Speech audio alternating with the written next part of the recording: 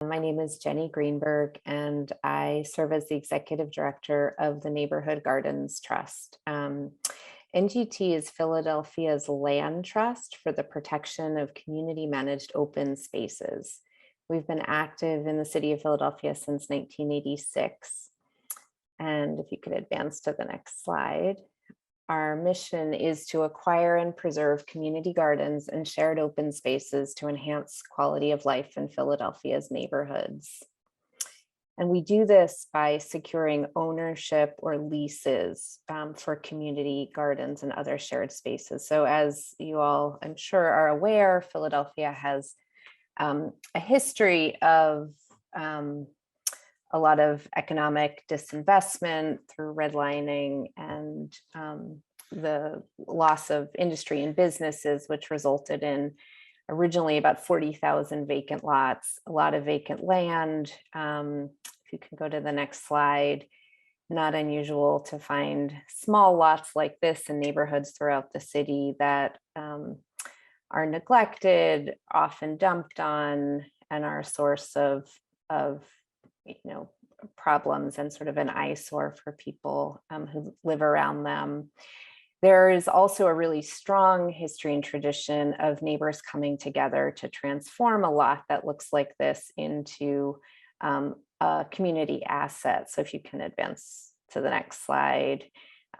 Lots of weekend work days, lots of neighbors taking it into their own hands to commit their sweat equity and resources to turn a formerly abandoned, neglected lot into, can you advance once more, into community gardens. So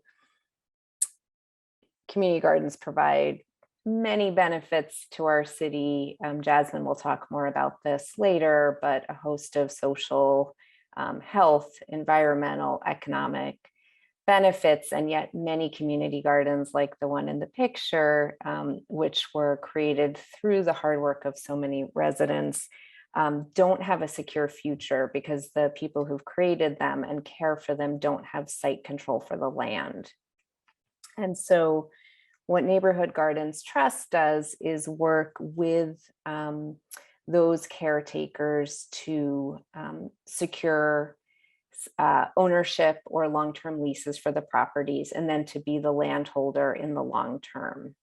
So Neighborhood Gardens Trust has been able to protect 48 open spaces to date. They vary a great deal from a small single house lot garden like the one we were looking at in the first set of slides, to the Glenwood Green Acres garden in North Philadelphia at 18th and Glenwood, which is almost 4 acres.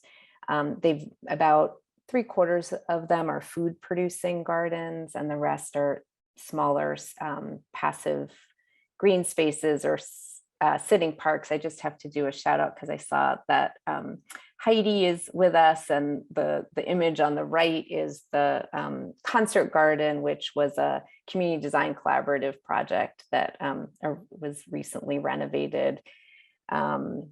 And it's located at 21st and Ellsworth in the Point Breeze neighborhood. So the gardens are very unique. We use our philosophy is very much around supporting community groups to do what they were already doing, and then enabling them to have access to the land long term. But the day-to-day governance, maintenance, and care for the gardens is driven by the residents on the ground. So my goal today is to walk you guys through kind of the nuts and bolts of what it takes to secure land, how we preserve land, depending on the various different scenarios that we encounter around the city. If you can, yeah, thank you. So Philadelphia has many community gardens. There's over 400 of them. There are probably upwards of 200 gardens, we estimate, that are still land insecure. And so, NGT and others around the city are working to secure land tenure and to protect them. so that they're no longer in jeopardy of being lost and can continue, really become part of like a permanent green infrastructure in neighborhoods around the city. You can progress to the next slide. Great. So very often you can be walking down the street and you see a garden and it looks like a property, but the reality is that depending on what the historic use of the property was, it could actually be multiple land parcels. So some of the oldest gardens that NGT preserved were formerly industrial or warehouse uses, where, you know, like the 4-acre community garden, that's a single property. Whereas nowadays, a lot of the gardens that we're working to assemble and to protect, they're little row home lots, and you can have, you know, 6, 7, 8, 9 properties within the footprint of the garden. So when a group comes to NGT to apply to join our land trust and to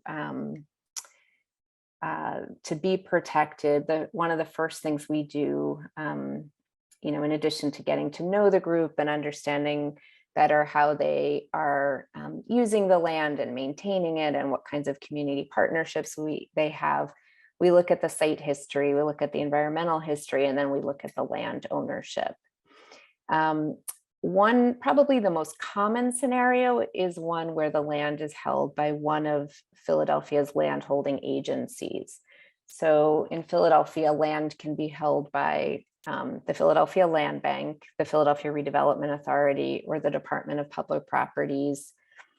And the city has made an effort to streamline the administration of how land disposition that's held by all of those agencies is administered. So the Philadelphia Housing Development Corporation manages both the acquisition and disposition of land in and out of the city through the staff of PHDC. So that is a key partnership for NGT to work with PHDC.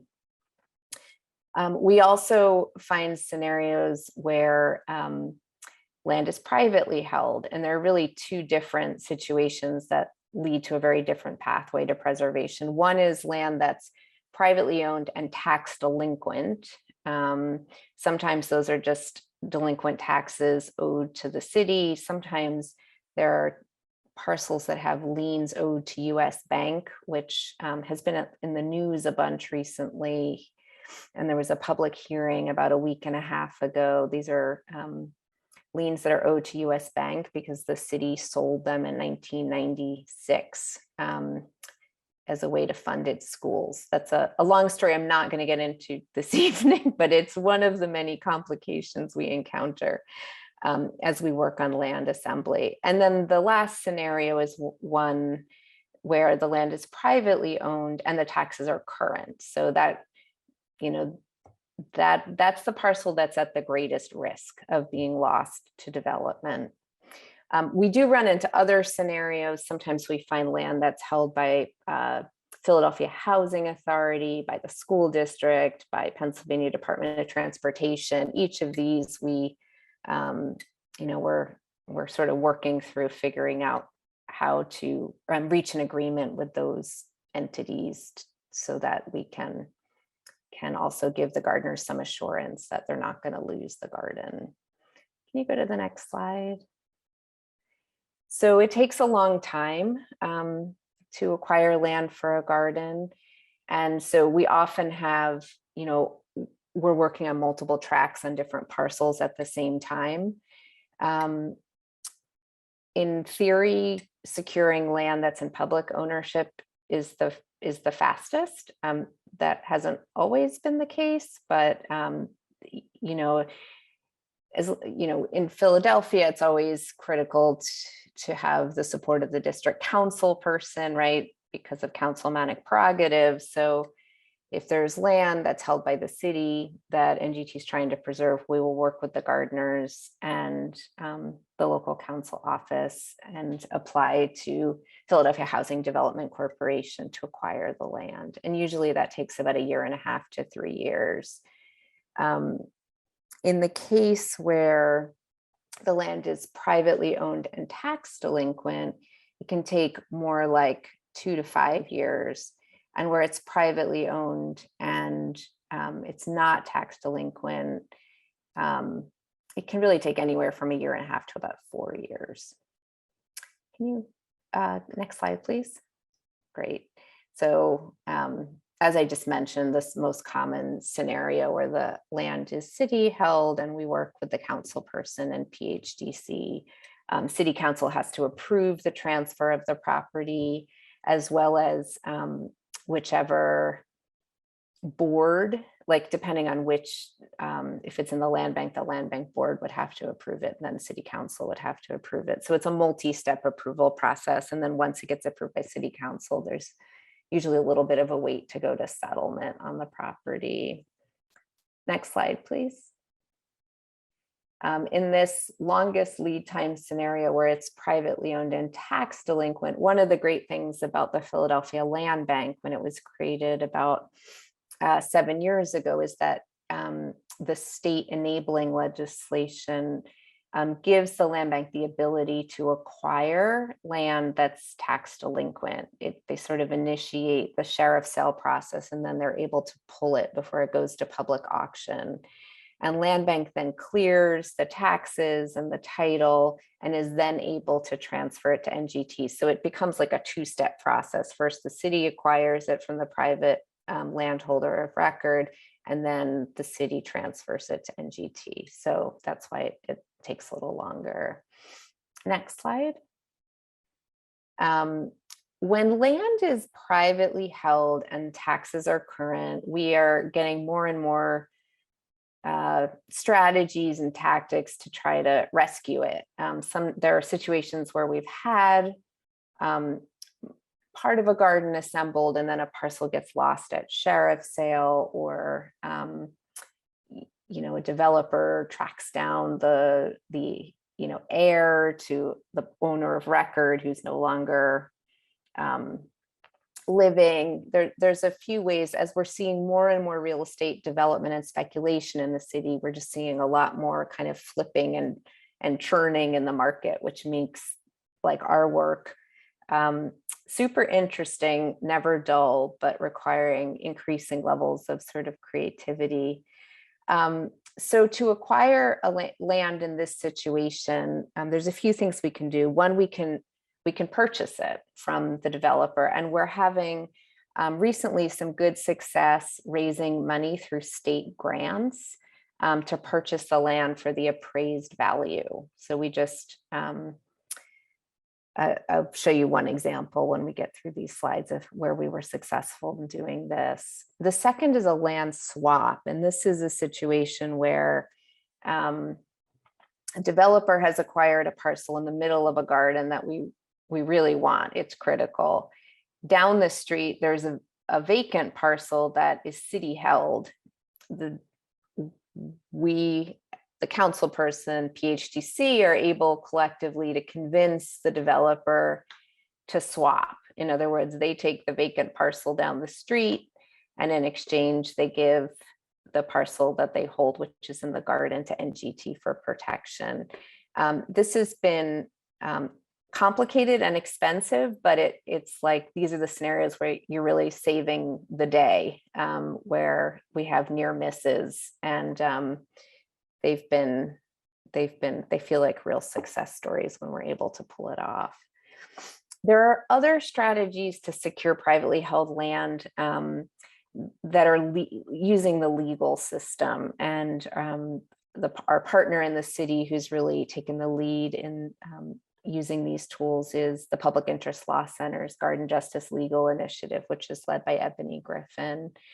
One is to use adverse possession or a quiet title claim. Essentially, if someone has been using and caring for a piece of land for 21 or more years and can meet a series of legal criteria and prove that sort of occupation of the site, they actually have a legal claim to it. There's also something called conservatorship. This Commonwealth of Pennsylvania has a conservatorship law which enables someone who wants to care for a property to apply to be named conservator by a judge, which gives them actual legal standing with the property as well. Can you go to the next slide? So this is our journey map, which we created to, it's obviously this is all complicated and technical and confusing, and there's a lot of legal, bureaucratic, political hurdles to getting through all of this. And I know Zoom isn't the best medium to read this, but this is our journey map that we created to just help illustrate these different pathways to preservation. If anyone is curious and would like to have a copy of this to look at after, you can feel free to reach out to me. Next slide, please. So once a garden is goes to settlement and it's permanently protected, it's also in most cases deed restricted for open space. When we acquire land from the city or with a state grant, it can never be developed, even if it transferred hands. There's a restriction on the deed for the property. And NGT, which has been active for many years, I joined the organization in 2014 when we went through a relaunch and a very intentional effort to grow our capacity to meet the need that exists today in Philadelphia to preserve more threatened community gardens. So in the past 6 years, we've been able to acquire 62 parcels of land at 18 gardens. And we're working really hard to be able to expand the total number of protected open spaces in our land trust as quickly as we can. Next slide, please. So this is just an illustration of the process and the pathways that I just went through with you with a real life example. The Emerald Street Community Farm is located in East Kensington at the intersection of East Dauphin and Emerald Streets.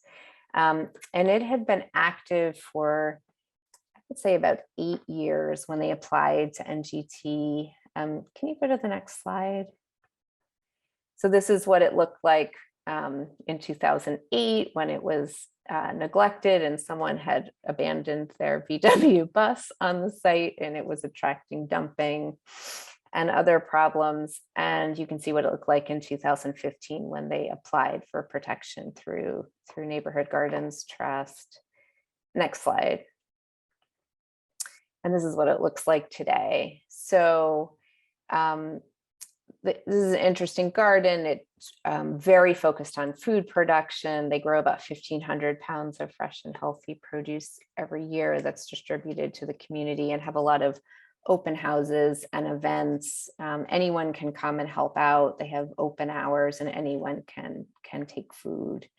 And it's in a section of East Kensington that's seeing a lot of rapid redevelopment. Next slide.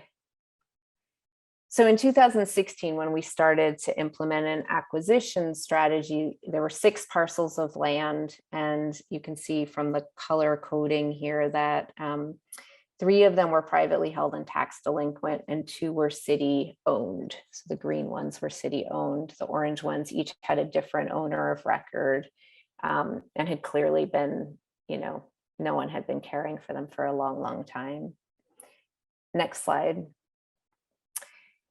So by 2018, we were able to acquire, 2304, 2306 Emerald Street, NGT had acquired those from the city because the city already owned them. From the 2 of the ones that had been privately owned and tax delinquent, which was 2300 Emerald and 1937 East Dauphin, had gone through the acquisition process by the land bank. So those had been brought at least into city control. But the one parcel, 2302 Emerald Street, we weren't able to get acquired by the land bank because it had one of these US bank liens that I mentioned at the beginning. Next slide, please. By 2020, we had acquired 2 more from the city. We had also gotten some really bad news, which was the one 2302 had been acquired by a developer. And through the advocacy of the gardeners and a developer who was sort of being opportunistic, but didn't really want to be the guy that builds a house in the middle of a community farm, agreed to be patient and allow us to pursue a state grant for the market value of that last property. So we put in an application to the Department of Conservation and Natural Resources. The site was appraised at $80,000, and then there were about $12,000, and like we had to do appraisals and title work and other kinds of settlement costs. And with that grant, which was awarded about a year ago, we were able to go to the settlement table with the developer and acquire that last parcel, so that today the entire Emerald Street Community Farm is preserved. Can you go to the next slide?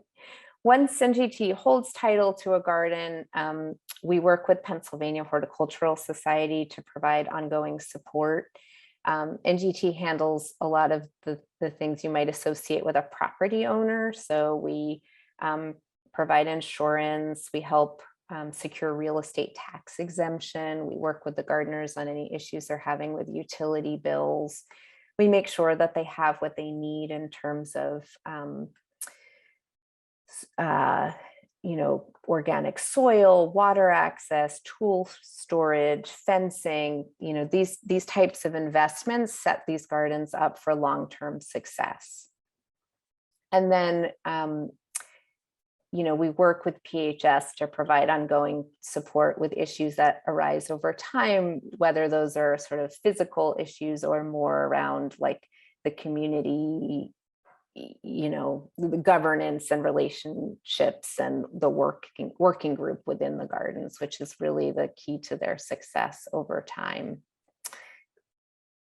Next slide. Great. So I'm going to turn it over to Jasmine now. I think that the thing I wanted to just say is that, what I've run through with you is kind of the dry, like legal, financial